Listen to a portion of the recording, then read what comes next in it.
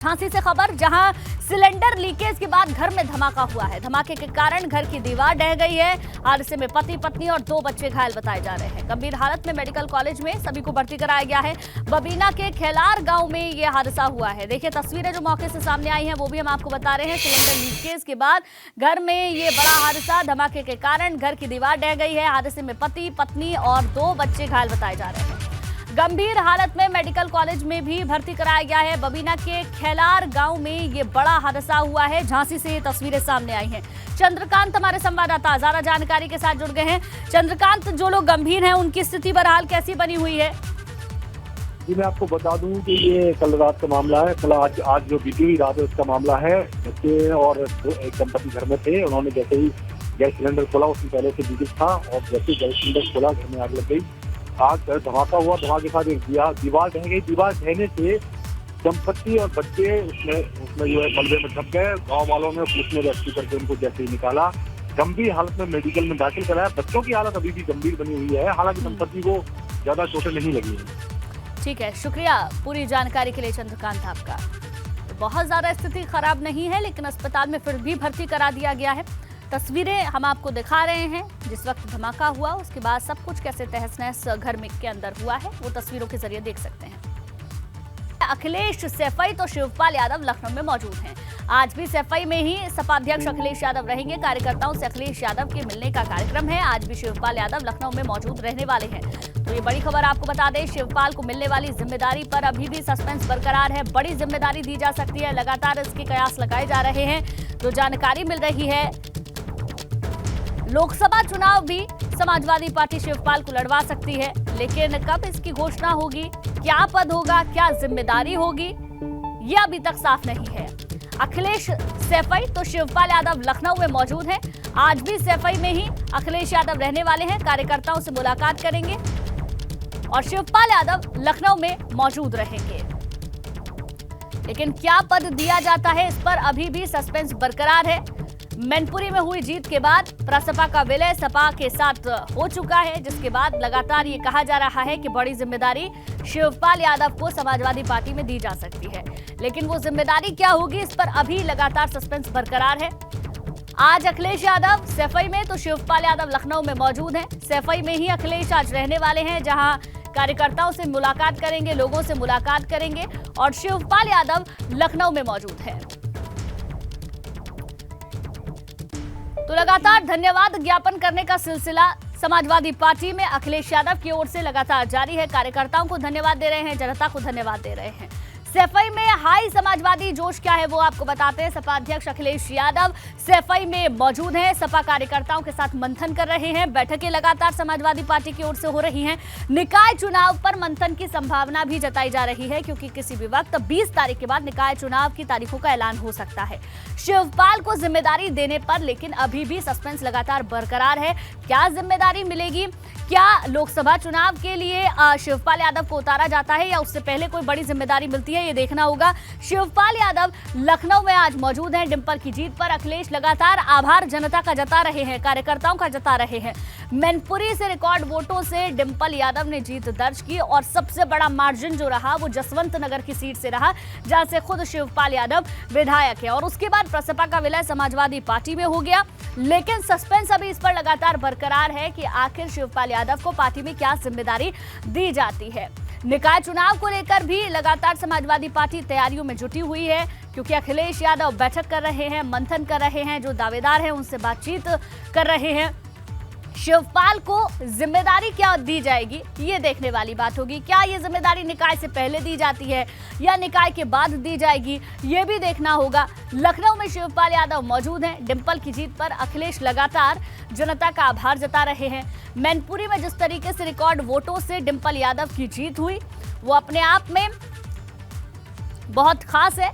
और उसके बाद ही दोनों पार्टियां एक साथ हुई हैं। प्रसपा का विलय समाजवादी पार्टी में हुआ है।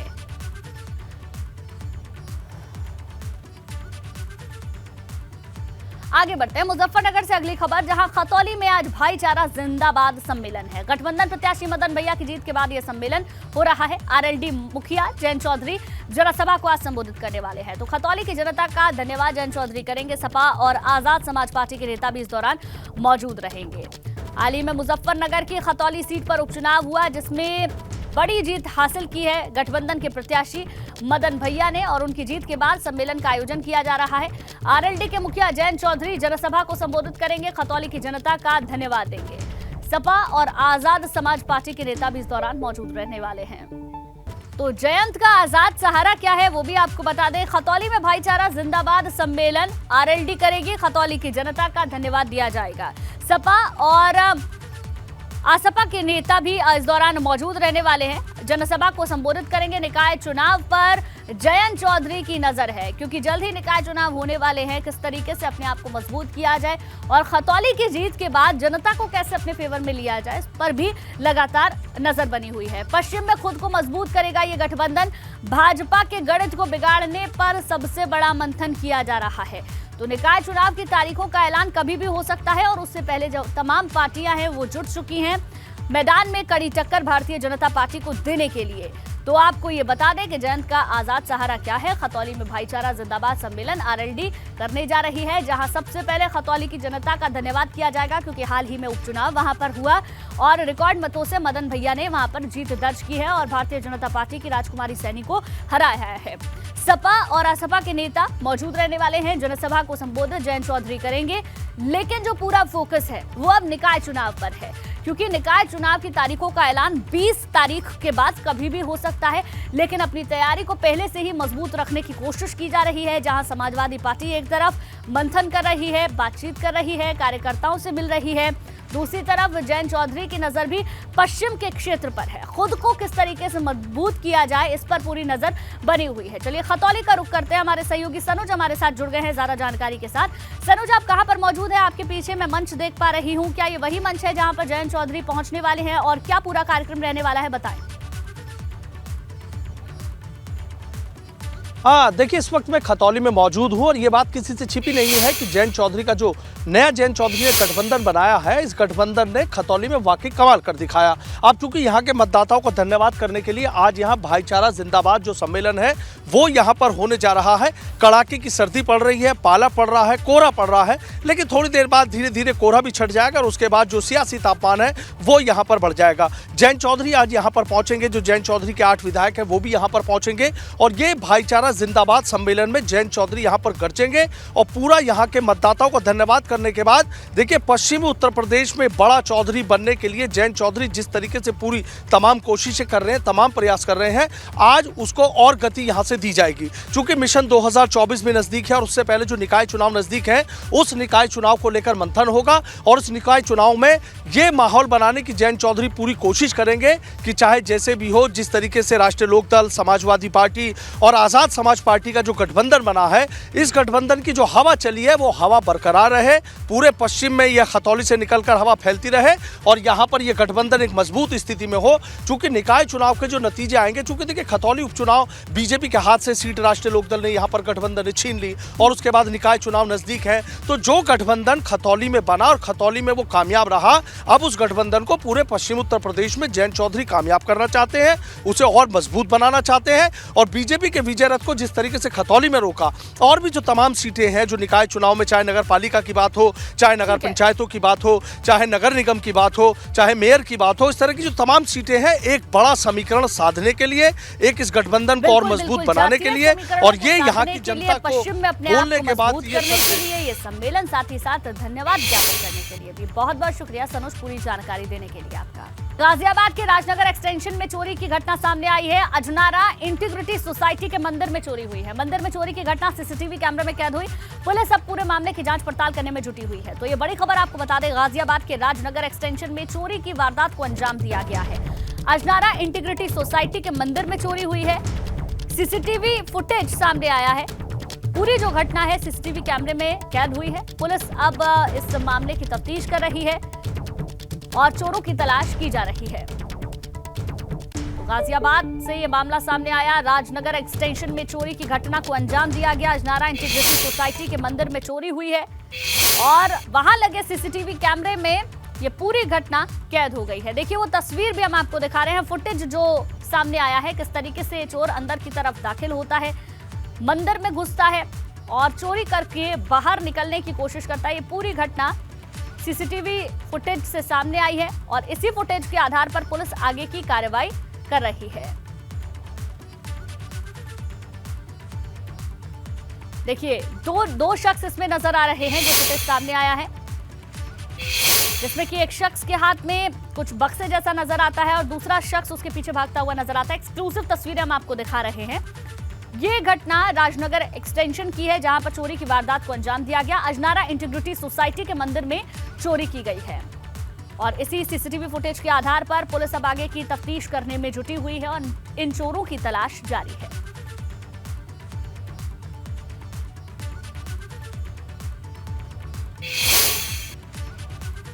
वहीं आजमगढ़ के बगरा गांव में फायरिंग में एक शख्स की मौत की खबर है। बगरा गांव में पड़ोसियों के वाद विवाद के बाद फायरिंग हो गई। आरोपियों की तलाश में पुलिस की 2 टीमें जुटी हुई हैं। तो ये बड़ी जानकारी आपको दे दें, आजमगढ़ के बगरा गांव में फायरिंग में एक शख्स की जान चली गई है, उसकी मौत हो गई। बगरा गांव में पड़ोसियों के वाद विवाद के बाद फायरिंग हुई और फायरिंग में एक शख्स की मौत हो गई। आरोपियों की तलाश में फिलहाल पुलिस जुटी हुई है। 2 टीमें लगी हुई हैं जो कि आरोपियों की तलाश कर रही हैं। तो पड़ोसियों के साथ वाद विवाद, जिसके बाद फायरिंग और एक शख्स की मौत की खबर। गांव जो तरवा में पड़ता है, वहाँ एक व्यक्ति रविशेष यादव पुत्र शिवपूजन यादव और इनके भाई सचिन यादव पुत्र शिवपूजन यादव, इनको गोली लगी है। रविशेष यादव जिनको यहाँ जिला अस्पताल लाया गया, इनकी मृत्यु हो गई है। सचिन यादव, इनको पैर के अंगूठे में चोट लगी है। इनसे मेरे द्वारा बातचीत की गई है। इनके द्वारा बताया गया है कि इनके पड़ोसी पंचम यादव, संचम यादव, 2 अन्य लोग जो पड़ोसी हैं, इनके द्वारा ये घटना कारित की गई है। वहीं बाराबंकी में पुलिस अब माफिया डॉन मुख्तार अंसारी पर अपना शिकंजा और कसने जा रही है।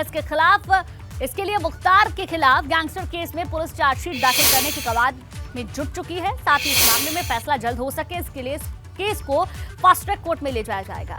वहीं पुलिस मुख्तार गैंग के लोगों के द्वारा अपराध से बनाई गई संपत्तियों का ब्यौरा भी जुटा रही है, जिससे उसे कुर्क किया जा सके। अभी तक बाराबंकी पुलिस गैंग के 4 बदमाशों की 50 करोड़ से ज्यादा की संपत्ति कुर्क करने की कार्रवाई की जा चुकी है।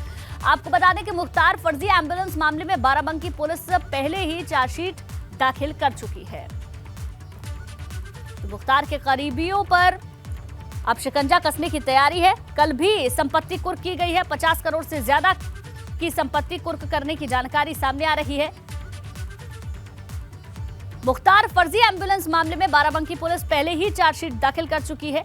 हाल ही में पूछताछ हुई थी, अभी रिमांड पर है, लेकिन जो करीबी हैं उन पर भी अब शिकंजा कसा जा रहा है। पुलिस की मौजूदगी ही आपको भरोसा देती है, आपको सुकून से जीने की गारंटी मिलती है। लेकिन पुलिस की इसी खाकी वर्दी में कुछ ऐसे खलनायक भी हैं जो वर्दी के गुरूर में अपनी हेकड़ी दिखाने से बाज नहीं आते। ग्रेटर नोएडा के जेवर थाने के कोतवाल का ऐसा ही एक वीडियो सामने आया है, जिसमें कुछ लोगों को कोतवाल बुरी तरीके से फटकार लगा रहा है। ये तमाम लोग पिछले 6 दिनों से लापता अपनी नाबालिग बच्ची की जानकारी लेने के लिए पहुंचे थे, लेकिन उन्हें उम्मीद और भरोसा देने के बजाय कोतवाल बुरी तरीके से फटकारते हुए दिखाई दिए। क्या कुछ कह रहे हैं कोतवाल जी, जरा सुनिए।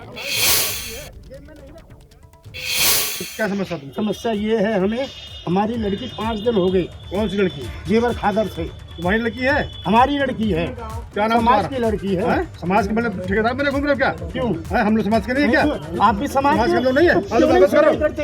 क्या बात खराब हो गया? हम अपने घर में रखते हैं क्या? आपको नहीं, हम क्या धमकाने तो है लोग ढंग से बात करो ना सर, हम धमकाने नहीं आए, हम तो बात कर रहे हो ना, बात कर रहे हो ना। भीड़ लेकर के आओ, बोरा लेकर के आओ, बैठने था। नहीं तो हमारी बच्ची को ला दो। तो हम हमारी जेब में रखी है। जेब में नहीं रखी। हम प्रयास नहीं कर रहे हैं। जेब में हम प्रयास नहीं कर रहे हैं। प्रयास करो तो 6 दिन हो गए। 6 दिन रह गया। जाने पर पड़े। अभी कल भी लड़की का बाप कहाँ गया? कहाँ गए? क्या समस्या ये है, हमें हमारी लड़की 5 दिन हो गए। कौन सी लड़की? जेवर खादर से। तुम्हारी लड़की है? हमारी लड़की है। क्या नाम? समाज की लड़की है। समाज के मतलब ठेकेदार बने घूम रहे हो क्या? क्यों? हम लोग समाज के नहीं है क्या? आप भी समाज के लोग नहीं है? वापस करो। बात खराब हो गया? हम अपने घर में रखते हैं क्या?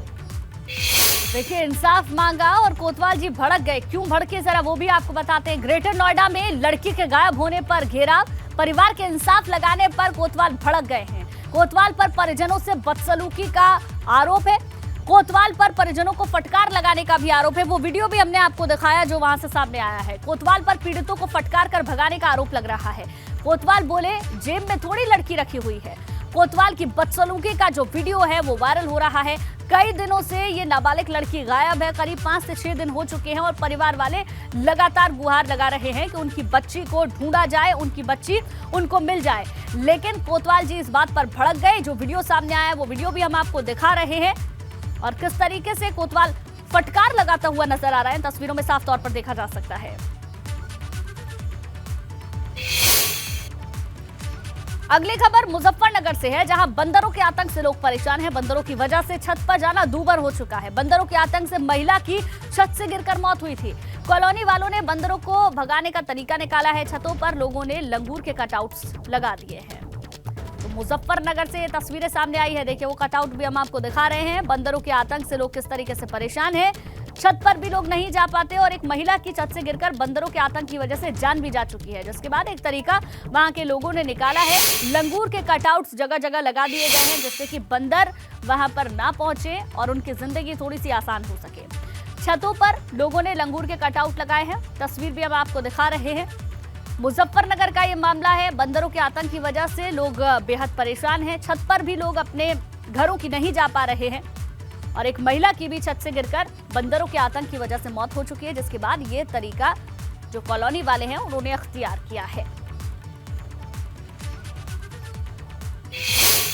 गांधी कॉलोनी हम उनके बहुत आभारी हैं, क्योंकि बंदरों की वजह से हम पूरे परिवार सहित इतने परेशान थे कि कोई उसका हल नहीं निकाल पा रहा था। यदि यह कार्य सफल होता है तो हम अपनी तरफ से भी प्रयास करेंगे कि हर घर में ये लगवाया जाए। ये कटआउट इसलिए लगवाए, लंगूर के कटआउट हमारे द्वारा लगवाए गए हैं। पूरी कॉलोनी में हमारा प्रयास है लगाने का।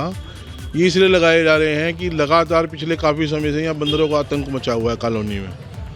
जो लोग बाग आजकल जैसे मौसम भी थोड़ा चेंज हो गया, सर्दी का मौसम है, लोग बाग धूप में बैठना चाहते हैं परिवार के साथ, लेकिन बंदरों के आतंक की वजह से बैठ नहीं पाते।